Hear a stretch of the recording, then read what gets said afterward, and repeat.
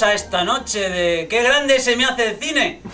Aquí ven que desde la ley antitabaco, pues, con un chupachus en la mano, pues aquí me ven pelando el palito. Pues bueno, ustedes conocen la dinámica de este programa. Emitimos un gran clásico, un clásico portentoso de la historia del cine, y después pues hacemos un coloquio, un debate, e incluso hablamos de la película si hace falta. Y además tengo que pedir a todos los espectadores que han estado pues enviándonos esas cartas suyas, esas cartas hablándonos de su película favorita, la que quieren que algún día emitamos, ¿no? Pues de decirles desde aquí pues que no envíen más cartas, más que nada porque aquí se va a emitir lo que a mí me apetece y lo que me dé la gana. Como por ejemplo el clásico de esta noche, que es un clásico, es un portento, es una de esas películas que hacen historia hasta decir basta. Tú dices basta y dejan de hacer historia. Además, no estoy hablando de cualquier género, estoy hablando de un western. Un western que, traducido a castellano, quiere decir película de western. Y bueno, además es que hemos emitido, vale, 28 westerns en los últimos 30 programas, pero ¿qué más da? Pues el western, el género lo vale. Y además es que es un director. Es un director, es John Ford. John Ford, ¿cómo no vamos a poner una película de John Ford? Que es uno de esos directores que es que de vanguardia, unos de esos que te quedas así. Yo me quedé así, durante 2 años. ¿Qué John Ford? Bueno, pues además, el título de la película, como han ustedes visto, pues lo recordará todo el mundo. Jesse James y Pat Garrett contra Billy el Niño, los hermanos Dalton, cogiendo el tren de las 12:30, pasando antes por la diligencia. O tal como se llamó en Estados Unidos, The Gun. The Gun, que traducido al castellano quiere decir te gané. Y bueno, pues hablando un poco ya de esta película que está protagonizada, tiene unos actores. Tiene unos actores que es que ¿quién no puede más que recordar al maravilloso Jackman Murphy? A Priscilla Wilkinson o a Eduardo Matute. Jackman Murphy en clásicos tales como Quo Vadis contra los 40 ladrones, que estaba magnífico. La bella Priscilla Wilkinson. Cuánta juventud y infancia hemos imaginado Priscilla Wilkinson aquí en la cabeza. Aquí estaba, aquí, en películas como 40 hombres de Kentucky contra una mujer brasileña venida menos. Es que son películas que no se olvidan. Son clásicos. Bueno, Eduardo Matute, bueno, esta película de Gun fue su primera y última película de su largometraje, pero oye, lo que importa es la intensidad de la llama, es el fueguito, no el tiempo que dura, la intensidad. Son clásicos indiscutibles. Y bueno, pues estrenada en el año 63, que no me refiero al año 63 antes de Cristo ni después, me refiero al año 1963, aunque algunos actores parecen sacados de ese mismo año. Pero bueno, no, me refiero al año 63, yo me acuerdo ver la película en el cine Tívoli, en el cine de mi pueblo. En la Gran Vía, es que yo me acuerdo que hacía un frío invernal, como todos los fríos de invierno, ¿no? Era un frío invernal y me acuerdo ir a verla con mi madre. La vi con mi madre, me acuerdo que la estaba viendo y yo todavía no había nacido, estaba dentro del vientre de mi madre, pero ya por aquel entonces el cine me llamaba poderosísimamente la atención, ya me ven aquí hablando, o sea, y yo me acuerdo estar ahí nadando, la placenta y todo eso. Y ya desde ahí oía los diálogos y la maravillosa banda sonora de Dimitri Teodoraski para Jesse James y Pat Garrett contra los hermanos Dalton y Billy el Niño cogiendo el tren de las 12:30 antes de pasar por la... ¡The Gun! ¡The Gun! Maravilloso, o sea, yo me acuerdo, una época fascinante. Nostalgia, la nostalgia que tenemos. Bueno, y bueno, la película dirigida por el genial John Ford, aunque algunas malas lenguas hablan de los hermanos Ozores, una colaboración, pero los que amamos a John Ford, pues sabemos cuándo estamos ante un clásico de John Ford, que no es una obra maestra tampoco, a las que nos tenía acostumbrados, pero bueno, es lo que había, ¿no? Hacía obra maestra, clásico, nos tocó clásico.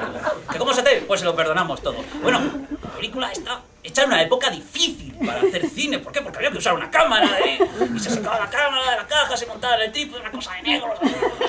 Y bueno, pues incluso parte del metraje se hizo sin cámara. ¿Que cómo lo hicieron? Pues que con la maravilla de los trucos del cine. Había un tío en el plató con un blog dibujo y unos cariocas y se dedicaba pues a retratar las maravillosas interpretaciones de Jackman Murphy, Cristina Matute. O sea, ahí estaba, tío. Luego en el cine el blog se iba pasando pues butaca por butaca y ahí podía pues ver algunas partes del metraje. Tuvo que pedir ayuda John Ford a su amigo Disney. ¿Cuál Disney? Ya sabes, el de los Mickey, el Pluto Donald y todas esas cosas. Pues él no tuvo ningún problema. Lo que es Walt Disney es darle parte de ese metraje metraje restante de películas suyas que John Ford luego pues insertó. De ahí que el propio John Ford llegó a titular la película Jesse James contra Pinocho el Encantador. Pero bueno, son cosas que pasan, las maravillas del cine, ¿no? Las maravillas del cine. Bueno, un poco siguiendo hablando, la película ha durado 6 horas y media, casi 7 horas. Pero es que son 7 horas que no cansan. Es que descansan. Aquí mis contertulios y yo nos hemos quedado con una sonrisa ahí en la boca al ver. ¡Qué maravilla! ¡Qué maravilla! O sea, sobre todo cuando acabó la película, ¿no? Pero, es que es una gozada, porque es que esta película lo tiene todo. Lo tiene todo. Tiene unos momentos, es que escenas de la pura antología del cine, de la historia, están las enciclopedias ahí. Hay una enciclopedia de John Ford entera.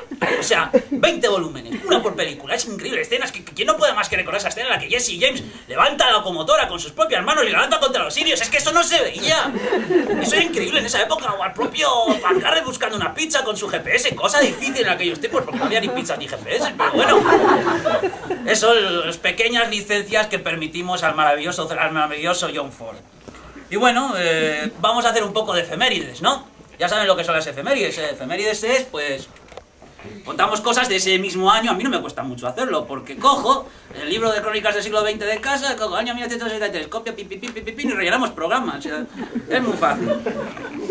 Corría el año 1963 y estos son algunos de los datos de ese mismo año.